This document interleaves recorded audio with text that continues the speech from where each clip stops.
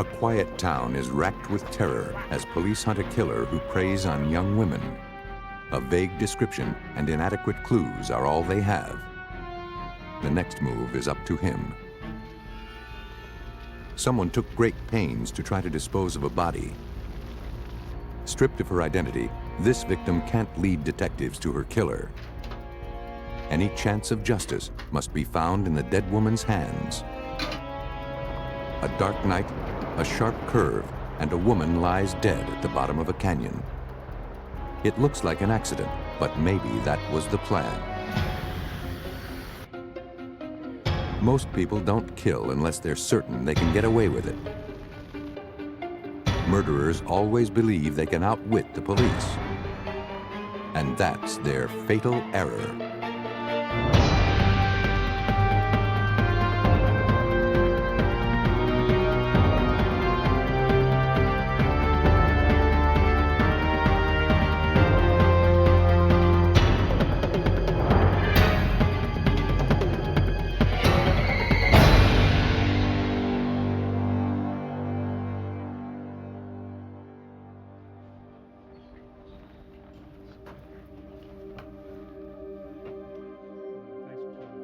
In the late night hours on Tuesday, November 23, 1982, police in Morris County, New Jersey were visited by the mother and co-worker of 18-year-old Amy Hoffman. Amy had failed to return from her job at a nearby mall.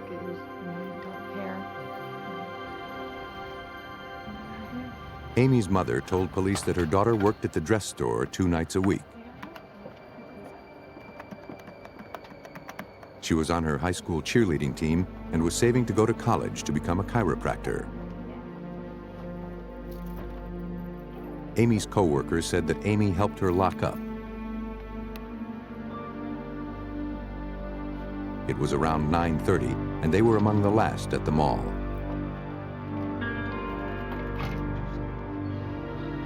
When Amy failed to return home, her mother went to the mall to look for her.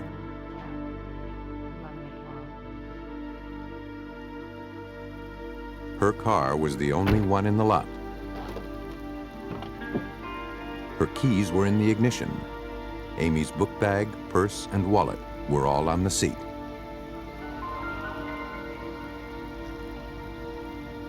But there was no sign of her daughter.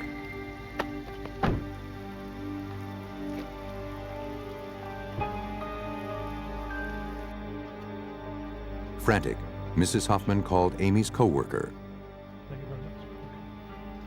The two didn't know where else to turn. Police responded to the mall parking lot with a canine handler to track Amy. Her scent trail went cold 2 parking spaces away. Evidently, she left the mall with someone else. But who? The parking lot yielded no clues. According to Morris County Detective Sergeant John Kennecom, neither did Amy's car. We searched the vehicle as we do routinely for fingerprints, any type of items which may assist us in the missing person, but we ultimately didn't find anything. But that was about to change. 2 days later, on Thanksgiving Day, a man out for an afternoon walk in a secluded area of Morris County, New Jersey, made a startling discovery. The lifeless body of a young woman. He fled the scene and called police. Responding deputies from the Morris County Sheriff's Department found the victim lying in an abandoned water retention tank. From the description, police knew they had found Amy Hoffman. She had suffered multiple stab wounds. The body was removed and sent off for further analysis. Investigators began scouring the area for clues, looking for anything that might help them identify Amy's killer. Bloodstains were recovered near the tank, but later tests showed they belonged to the victim. Evidence technicians gathered all that they could. Sometimes the most valuable clues masquerade as ordinary litter.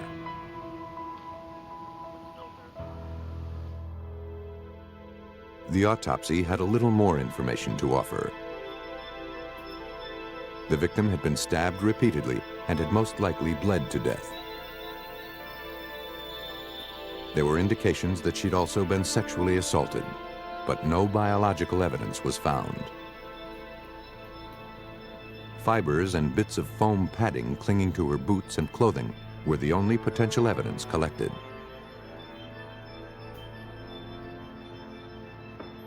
Hoping for more information, police returned to the mall to question other employees. I need to ask you some questions. One woman stated that when she left the mall around 9 p.m., she saw a creepy-looking man just sitting there in his car. She thought the vehicle was an old Chevy.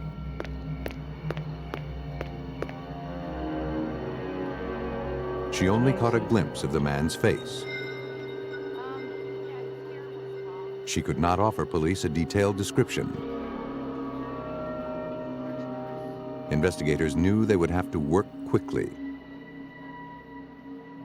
We knew we had a major offender in our community. We knew we had somebody that was a predator. And what motivated me, as well as all the other law enforcement officers who worked in this case, is we had to capture this guy before he killed again.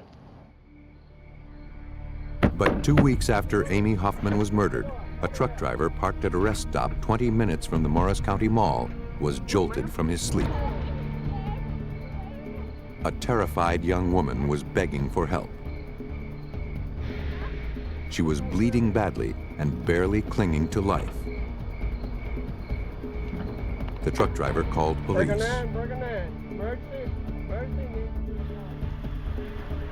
Though she'd lost a lot of blood, 25-year-old Deirdre O'Brien was still conscious when the paramedics came.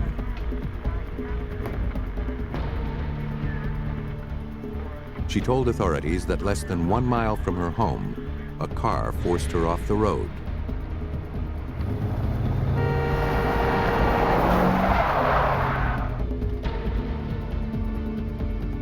Fearing the driver of the other vehicle had been hurt in the accident, she went to see if he was okay. He brandished a knife and forced her into his car, an old Chevy. He drove her to the rest stop, sexually assaulted her, and then stabbed her repeatedly.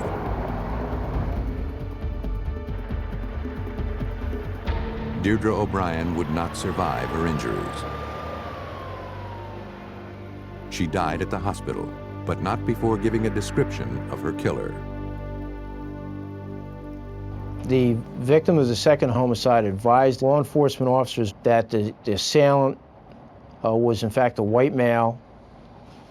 He was about the same size as the victim, that he had blue jeans on and a certain type of shirt. It was a Western type shirt.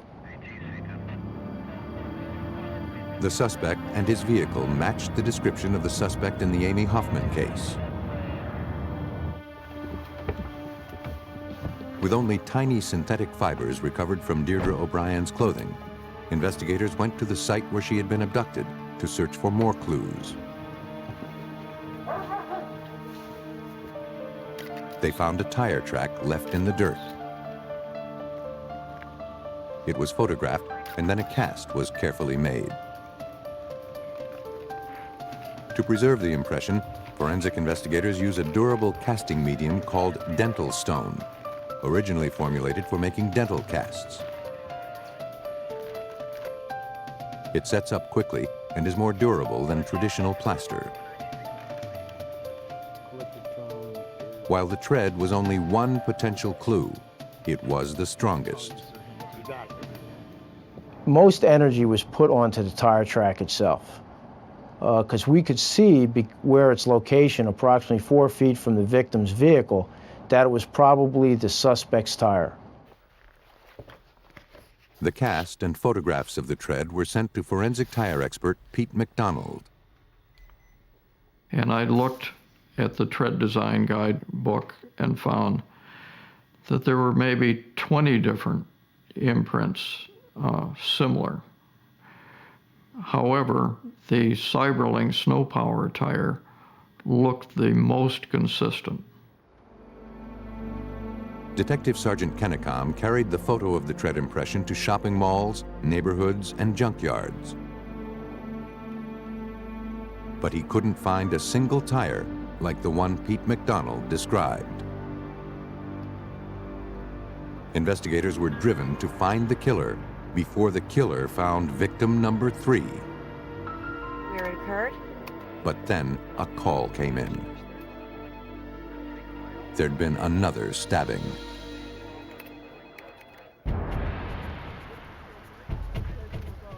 Investigators in Morris County, New Jersey struggled to solve the homicides of 2 young women. All of the clues pointed to a serial killer, but none pointed to a suspect.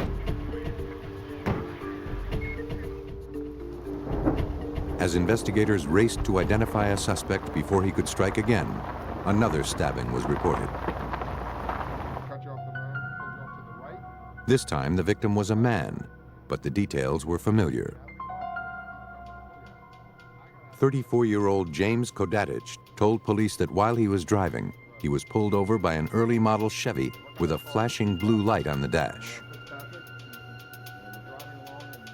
The driver of the other car pulled him out of his vehicle and stabbed him. Kodadich fought off his attacker and fled to his mother's house.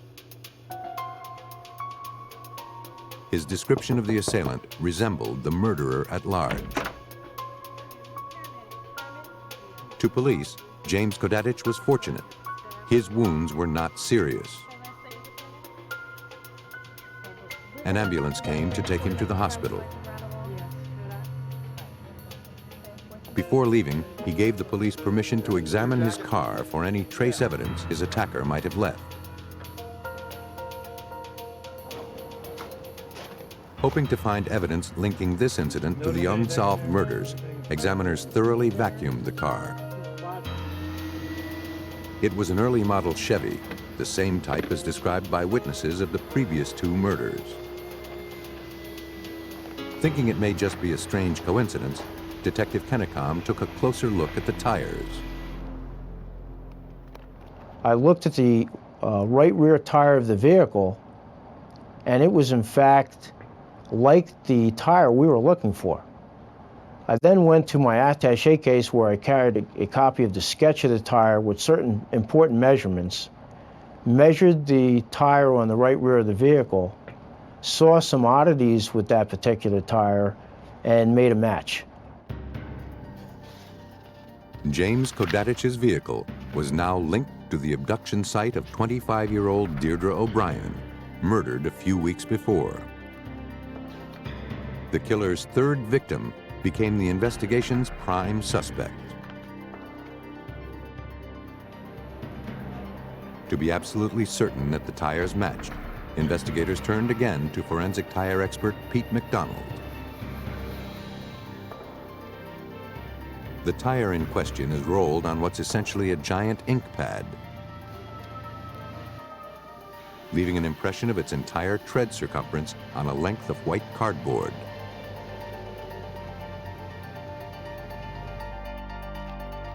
After completing this process on Kodadich's Chevy, investigators sent a negative transparency of the tire impression found at Deirdre O'Brien's abduction site to Peter McDonald.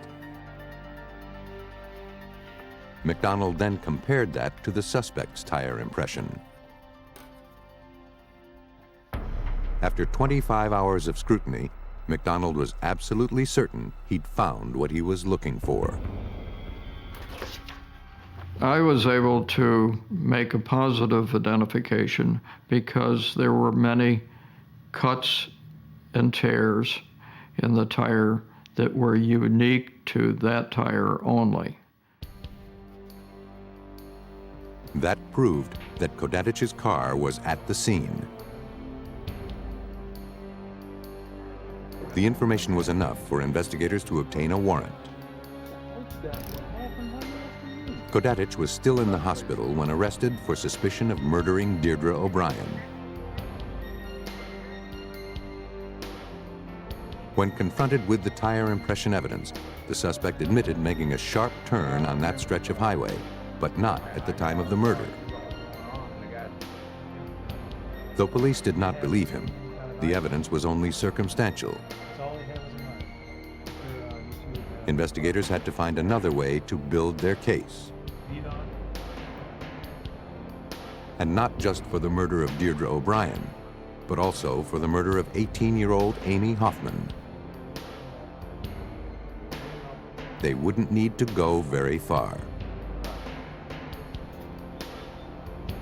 The fibers collected from Kodadich's car interior were compared against those found on both victims. Victims' evidence, such as fibers from skirts, were actually found in his car, and then carpet fibers from his vehicle and foam from the seat cushion was actually found on the victims. So there was a cross-link. Certainly can. No problem. Despite the evidence against him, Kodadich maintained he was not the killer. He pointed to his stab wound as proof. Investigators decided to take a closer look at the injury.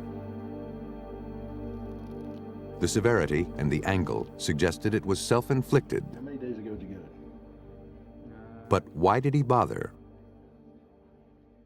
We believe that he thought the police might have had an idea or were looking at him as a suspect in the case, which we weren't, but that's why we believed he made this particular scenario up. But Kodadich's plan backfired and led investigators right to him.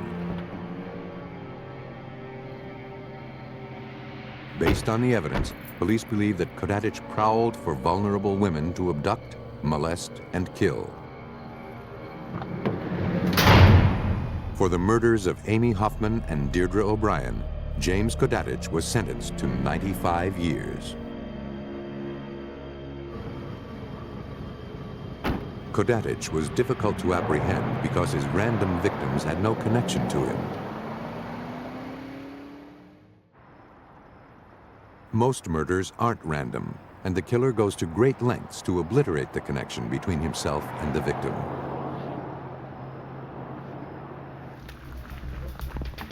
On May 8, 1993, a young couple at Lake Lou Yeager Park in Illinois frantically summoned the help of the park caretaker. Someone had built a fire in a pile of brush. In the center was what looked like a mannequin. At first, the couple thought it was a prank, but when they looked closer, they realized whoever did this was deadly serious. The body was real. After the body was pulled from the smoldering pile, the police were notified.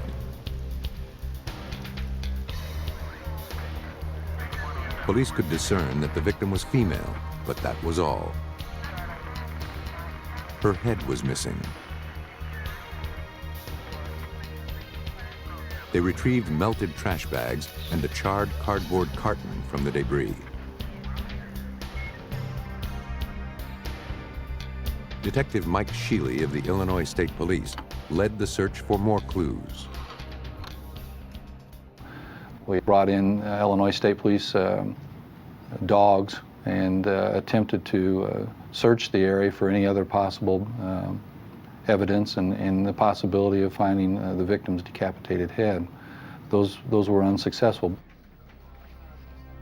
Investigators had no clue who the killer was, and no clue to the victim either. They felt confident that the identity of the victim would lead to her killer. This crime was simply too gruesome to be a random attack. Anyone who'd go to all that trouble to try to burn a body and to decapitate them went to a lot of trouble because of the association between the suspect and the victim. For now, their best clue was the victim herself. X-rays revealed fibroid tumors in her uterus, severe enough to cause medical problems. The plastic bags were ordinary trash bags. The cardboard carton was from a self-service moving company. Neither seemed like much of a clue. A forensic anthropologist was called in to determine all he could from the victim's bones. Determining an approximate age, height, and the victim's race would be crucial to matching her with a missing persons report. Forensic anthropologist Dr. Mark Johnsey of the Illinois State Police Crime Lab made the analysis. The pubic symphysis, which is down in the pelvic region, is a very good indicator of age. The pelvic bone in this area changes very diagnostically with age, and based on that I could make an assessment of her age, which I gave her an age range of 35 to 39. Establishing race was more problematic. Flesh tone is distorted in death, and the fire didn't help that. Dr. Johnsey had to rely on his best judgment under difficult circumstances. Both the pubic hair and the axillary hair in the armpit, which she had both, was very straight. And she was fairly light-skinned, and with a combination of those features, it was just felt that she was a Caucasian. Now, investigators needed a name. The most certain way of identifying a person is by fingerprints. But that works only if they can be lifted from the victim and if the victim's prints are on file somewhere. Illinois State Police forensic scientist Gary Havey was assigned the task of seeing that this Jane Doe met those requirements. The victim's hands were removed and sent in sealed cans to his lab. They were dry and stiffened in a clutched position. If Havey hoped to raise any prints, he'd have to amputate individual fingers and soften the tissue.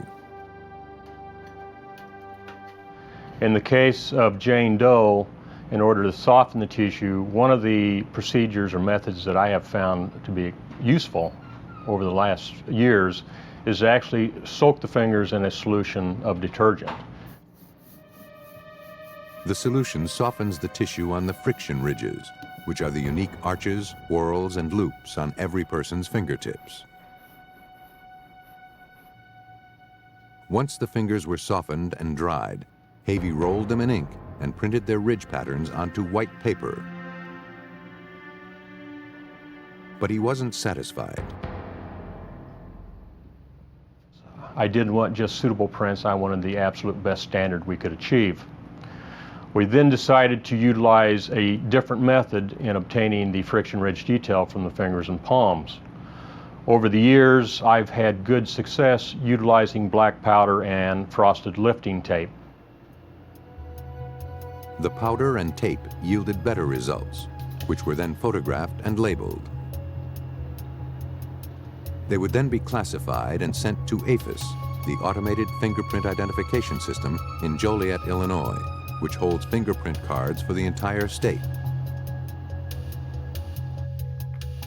Only Jane Doe's left thumb and index fingers were clear enough for the APHIS computer. Usually, that's all it needs. At this time, there were 1.7 to 1.8 million cards on file in Joliet.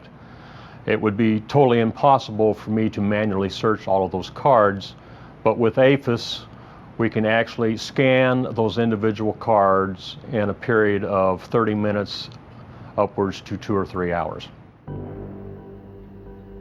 The results came back negative. No matches.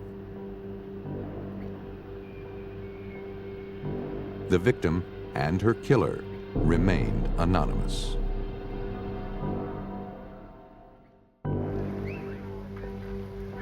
A nameless murder victim was found burning in an Illinois park. Until investigators could determine the identity of the Caucasian woman, her killer would remain free.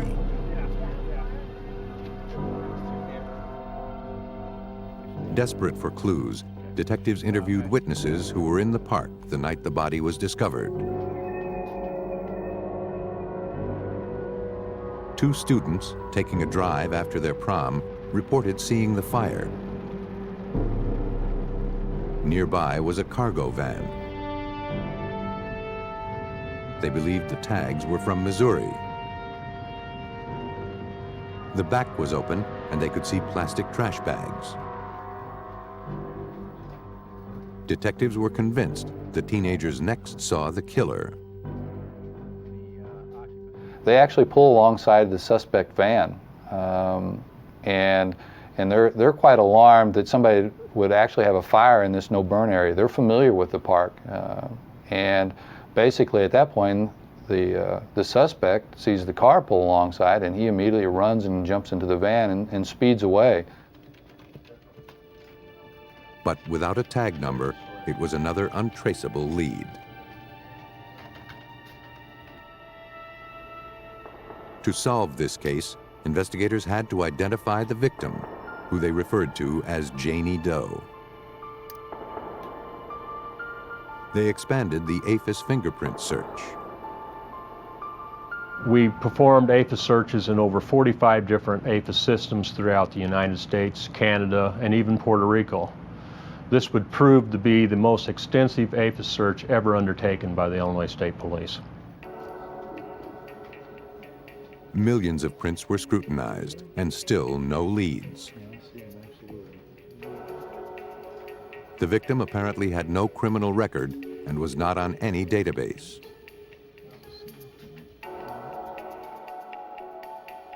Likewise, hundreds of missing persons reports were scrutinized over a period of more than 18 months. Though none matched the description of a 30-something Caucasian woman whose fingerprints matched Janie Doe's, one name consistently popped up. The one constant factor that we continued to see was a victim, Lynn Matcham Thomas, from the greater St. Louis area. She had came on our list before, and we had called St. Louis missing persons and also talked to the homicide squad, but we had discounted the fact that this would be our victim because she was African American. With no other leads, investigators went to speak with Shirley Matcham, the mother of Lynn Matcham Thomas. Like her daughter, she lived in Missouri, only 50 miles from the Illinois park where the victim was found. Shirley had reported Lynn missing the day before the body was found. According to her mother, Lynn had light skin. Like the victim, she also had fibroid tumors that she was seeing a doctor about. In fact, the day she disappeared, her brother had dropped her off at her doctor's office and made arrangements to pick her up afterward.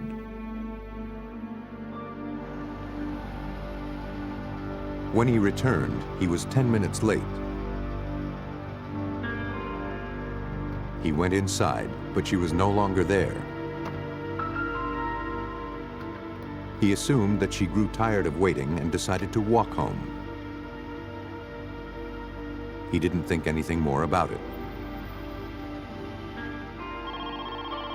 Later that night, Mrs. Matcham received a call from Lynn's husband, Curtis Thomas, asking where Lynn might be. He said she'd left his house 20 minutes earlier, and he assumed she'd gone to her mother's. But her mother hadn't seen her all day. Shirley Matcham knew her son-in-law to be violent and suspected the worst. The next day, she filed a missing persons report with the St. Louis Police Department. Investigators reviewed the report. They learned that St. Louis police had followed up with a visit to Lynn's home to speak with her husband, Curtis Thomas. He told them that the night Lynn disappeared, she was moving out of the house. He wasn't happy about it, and they fought. The last time he'd seen her, she was walking away from the house. At first, he thought she'd just run off without her things, but when she didn't show up at her mother's, he thought something serious might have happened. Sifting through the report, investigators found another potential clue. We also found out that when Lynn Matcham Thomas was discovered missing, that the police had went to the Thomas residence and asked for permission to search the house. Mr. Thomas let him in. They conducted a search on the second and first floors, and when the police asked to go to the basement, Mr. Thomas insisted that he call his attorney, and they terminated the search. With no victim or any signs of foul play, the missing persons investigation in St. Louis ended.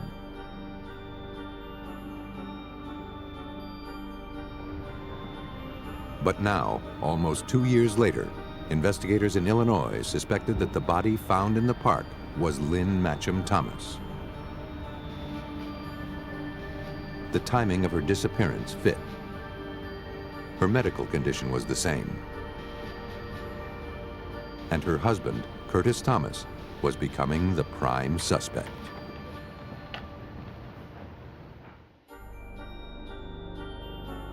Investigators in Illinois struggled to identify a decapitated woman found burning in a state park.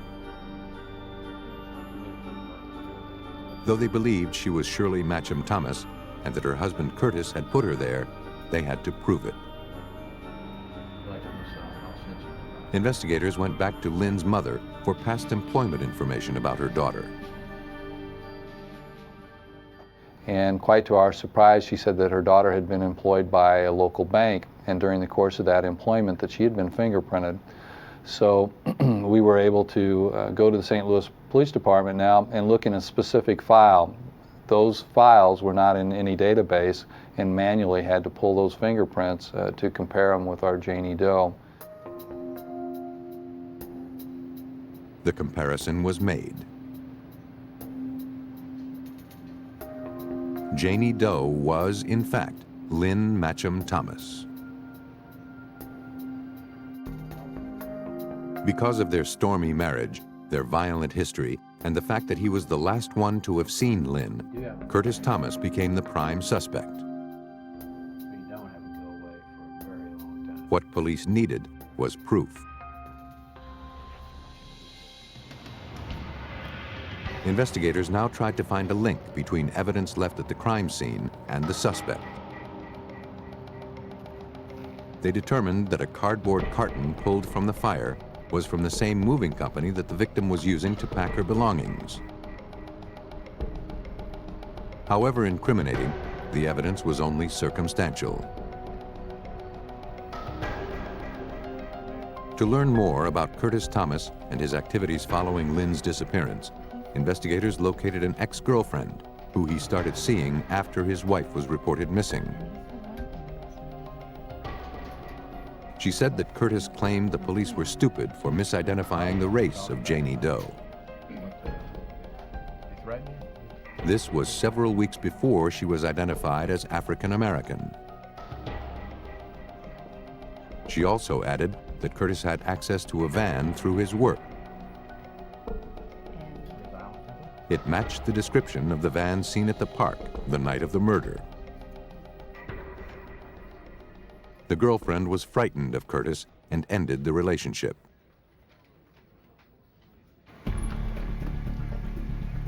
That testimony, along with the rest of the circumstantial evidence they gathered, gave investigators enough to arrest Curtis Thomas in January 1995 for suspicion of murdering his wife almost 2 years earlier. A search warrant for his home was issued.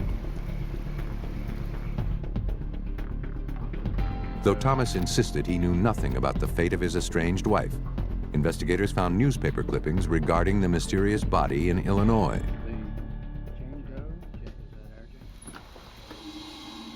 Police theorize that the abusive Curtis Thomas was unwilling to let his wife simply walk out on him. Investigators believe that after murdering Lynn Matcham Thomas, he kept the body in the basement until he could get the work van. And to throw investigators off his trail, he beheaded the victim, then transported her to the park in Illinois, where he set the remains on fire. Curtis Thomas was found guilty. He was sentenced to life without parole. Thomas tried to erase the connection between himself and the victim. Others try to erase all evidence of the crime itself. On September 14, 1985, a motorist on a secluded highway in Utah pulled over to help a frantic man. David Mosman said his pickup truck went off the road in Logan Canyon and plunged 285 feet to the river below. His wife, Tanya, was still down there. The motorist called for help. Though banged up and visibly shaken, Mosman's injuries were relatively minor. He told emergency workers that his wife was conscious when he'd helped her out of the wreck and onto the shore. He begged them to help her.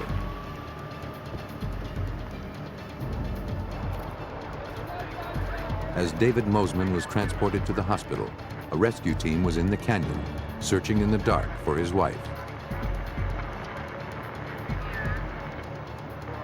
About 40 feet from the overturned vehicle, caught on rocks in the middle of the river, lay Tanya Mosman. She was face down in the water, dead.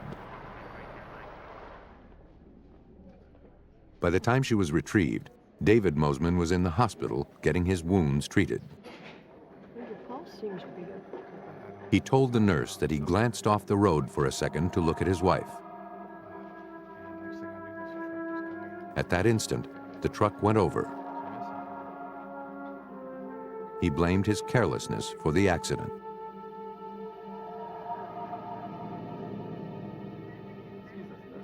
Investigators arrived at the hospital. They asked the nurse if David was in any shape to make a statement. She told them that his injuries were minor and he needn't stay there. She said that Mosman told her he'd been thrown from the truck just as it went over the embankment. She considered him lucky to be alive. Investigators waited until the next day to get a detailed account of the accident. When asked about his marriage, David Mosman said that things between him and his wife had been shaky. They were going through a bitter divorce, but lately they were working to save their relationship. That night, he'd taken her to a restaurant. They enjoyed themselves and each other. It was like it used to be before their relationship soured.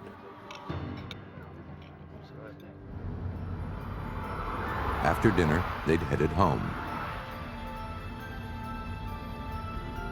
David Mosman had driven that stretch of road dozens of times before. He said he must have taken his eyes off the road as he approached the curb. He said all he remembered was his wife's screams. Confused and shaken, he made his way to the bottom of the canyon. When he reached Tanya, she was partially ejected from the back of the truck. He helped her out and started back up to get help.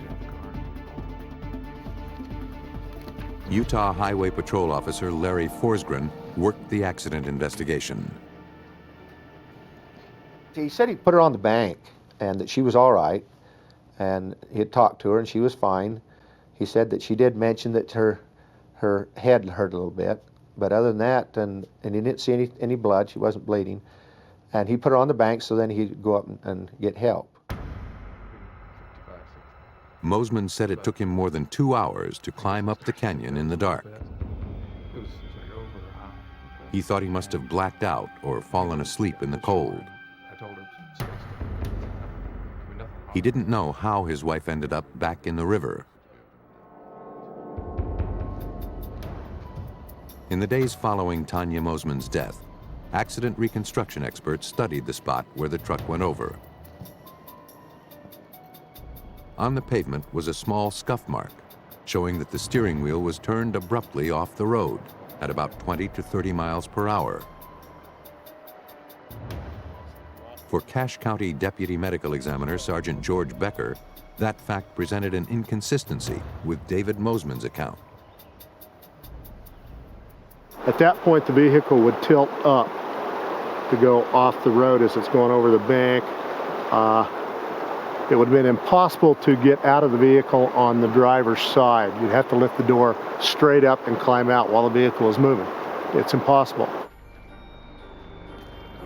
The routine analysis of the accident had raised more questions than it answered. For investigators, this case demanded a closer look.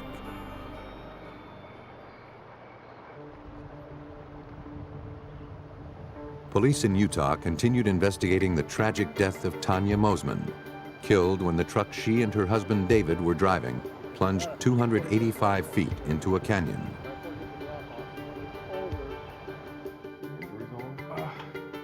David Mosman's account of the accident didn't jibe with the facts. Investigators requested an autopsy on Tanya Mosman. Water in her lungs showed that her cause of death was drowning.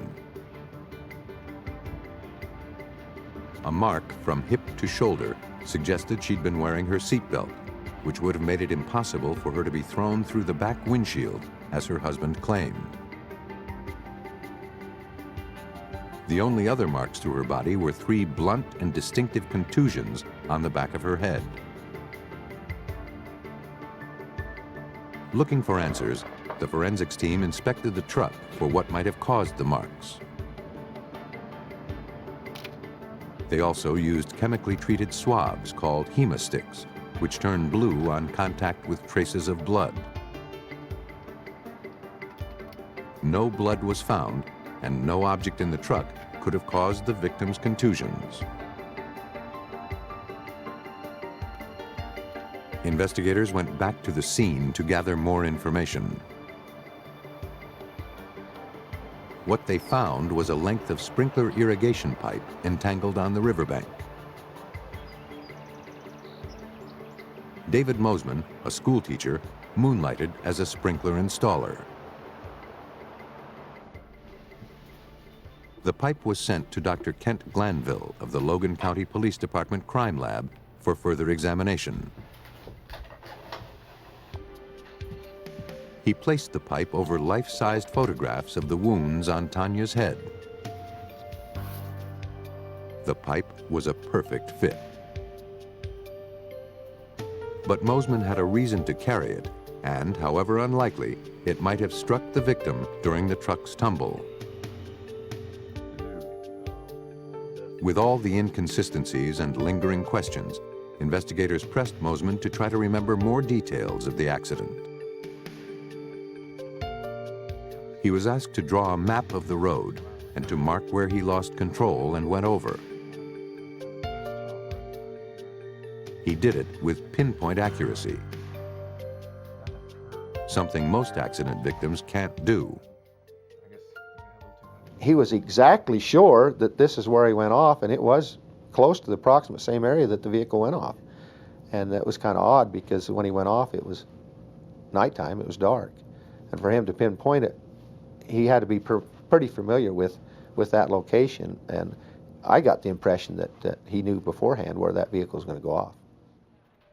Things that I just don't think anything about. 2 days after the accident, that impression was reinforced when a friend of David Mosman's named Terry contacted police. She's so easy to slip something in a drink or... He said the couple had a difficult marriage and that David was always joking about how he was going to kill Tanya.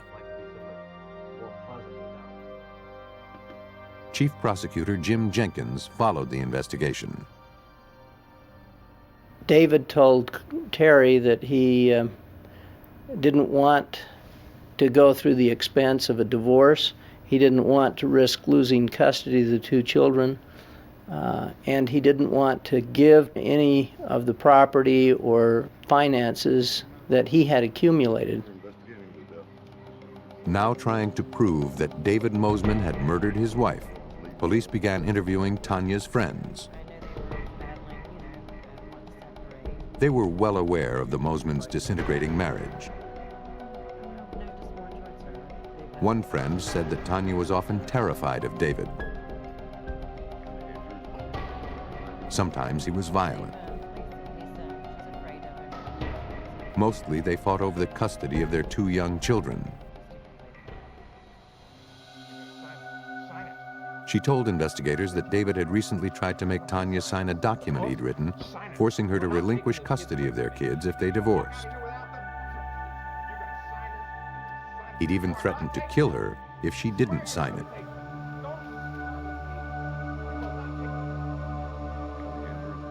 Even so, Tanya sought legal advice about getting a divorce. Shortly after that, David began acting very nicely to her. Tanya told her friend that she was looking forward to dinner with her husband. She sincerely believed that on the night she died, they would reconcile. It all seemed tragically convenient for David Mosman, so investigators continued to dig. They discovered that David had had a $10,000 life insurance policy on his wife for many years. But 9 months before her death, while their marriage was crumbling, he took out additional policies for an additional $100,000. A motive was firmly established, and the circumstances of Tanya's death were suspicious. Still, it could have been an improbable accident. Investigators had to prove that it wasn't. David Mosman said he left his injured wife on the riverbank, but she was found in the middle of the river. Investigators hired hydrological engineer Dr. Dave Tullis to see if that was possible. The deputy wanted me to assess the situation and see if there was any reasonable way that she could have gone from the riverbank, where he said he left her, to the location in the river in the condition that she was in. Dr. Tullis measured the river's depth, velocity, and direction of the current to calculate if an object as large as a human body could be carried from the bank and deposited at the spot where the victim was found. He determined that the shallow water near the bank couldn't support a body, and even if it could, the speed and direction of the current would carry it along the edge, not to the middle of the river. If she was unconscious, she couldn't move, and the current would not have been able to move her along, and so she would have been found right by the riverbank in the unconscious condition or drowned condition. But she wasn't. She had never been taken to the bank of the river, as her husband had said. David Mosman was arrested for suspicion of murdering his wife. Investigators believe that David Mosman tried to kill Tanya in the premeditated crash. But when she survived, he had to climb down the canyon and finish the job. The motive, apparently, was hatred of his wife, custody of his children, and $110,000 in insurance. For his crimes, David Mosman was sentenced to life in prison. Prisons are filled with people who thought they'd committed the perfect crime. But a murder isn't over once the victim is dead. For investigators, that's just the beginning. They turn to forensic scientists to help bring justice to the victims by exposing a killer's fatal error.